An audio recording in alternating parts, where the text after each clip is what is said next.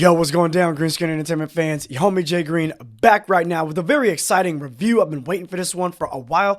We're talking about Rian Johnson's Glass Onion. Now, this movie, written and directed by Rian Johnson, starring Daniel Craig. Off the top, this is a sequel to the original Knives Out film that came out back in 2018.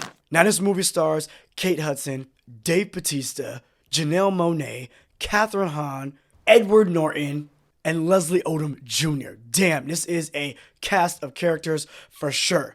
Some of my issues with movies like this that have a crazy ensemble cast is that sometimes the ensemble cast and the style of the film outweighs, unfortunately, the concepts, maybe even the directing, the story, the plot overall, and the movie kind of falls flat. But I can promise you this movie wins on all levels. Now, off the top, if I was to break down this plot to you, I'd be spoiling like everything. So what I'm going to do for you right now is I'm going to read you the official synopsis on IMDb just to make sure I don't let nothing up out the bag.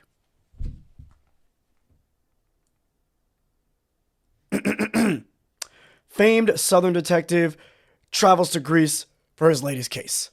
And that's it. Now, with that plot out the way, what did I love about this film? Why was it so great to me? Number one, the first movie was great. It was a little bit darker. It definitely had its comedic moments, and the cast was phenomenal. This movie right here, I feel, is even funnier than the first, but it doesn't feel like it's trying to be funny. It just happens to be funny because of the situation that the characters are in and the style of the characters that we're watching. We got Dave Bautista playing like a YouTube sensation. That's funny in of itself. You know, you got Kate Hudson. She's some kind of pop star, but kind of pops off at the mouth, saying things without thinking. We've seen a lot of people in the media like that recently, but based on like who some of these characters are and the way that they are, it lends themselves to funny moments because of the interaction that they have with Daniel Craig's character or the murderer or all these different people and why they're out to maybe get each other. So that's where this movie excels even beyond the greatness of the first one. Another place where I think that this movie truly excels is pretty much with the writing and directing of Rian Johnson. This movie has moments where you're really feeling for maybe a couple of particular characters that may be in some hot water. Daniel Craig has some moments and opportunities to say some truly thought-provoking things that even the audience is like, whoa, shit. Like, I saw it in the packed theater on Wednesday right before Thanksgiving, and the audience was definitely taken back by a couple of things that are said in this film.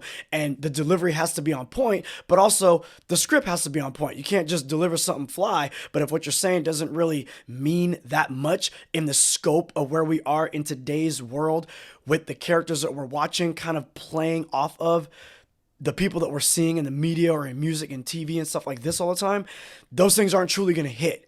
You need all those things to add up, and I definitely give props and credit to Rian Johnson for that. The last thing I'm going to give you, again, with trying to keep this whole thing spoiler-free, super vague, just know it's a great movie, is this. A lot of the murder mysteries have a challenging time keeping us on the edge of our toes and not figuring out who did it or even why they did it and how they do it and all that jazz.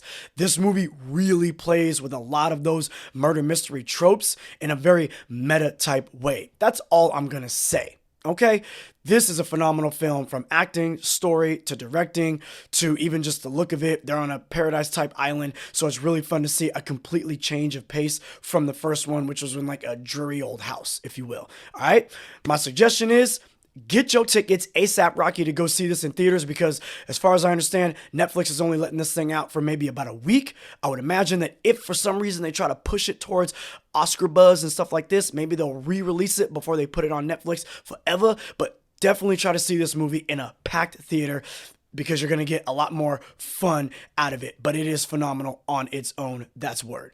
Okay, yo, your homie Jay Green. I hope I gave you a little bit of knowledge and insight. Hope you go check this movie out. If you've seen it, let me know what you think in the comments below. Like, subscribe, really helps me out. You know I love and appreciate y'all for that. Your homie, I'm out.